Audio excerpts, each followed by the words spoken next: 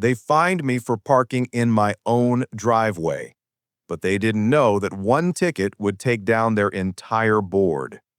It started on a Friday evening when I came home exhausted from work. I parked my pickup in my driveway, walked inside, and thought nothing of it. The next morning, I stepped out to find a bright yellow violation notice taped to my windshield. Improper parking, $250 fine. My jaw dropped. Improper parking? It was my own driveway. I stormed into the HOA office, violation slip in hand.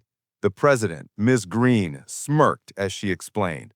Large vehicles lower property values. Driveways are for cars only. Trucks must be stored elsewhere. It wasn't just ridiculous, it was insulting. Instead of paying, I decided to fight back. I dug into county property laws, state ordinances, and the HOA's own bylaws. That's when I found a golden rule. HOAs cannot override state property rights. As long as my vehicle was registered and operable, I had every legal right to park it in my driveway. But I didn't stop there. I knew I wasn't the only one they had targeted, so I went door to door talking to neighbors.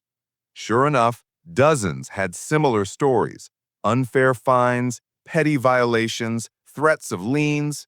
We gathered our evidence: photos, letters, bank statements showing years of harassment. Then came the moment of truth. At the next HOA meeting, instead of quietly walking in, I rolled up with a binder thick with documents and over 40 neighbors behind me.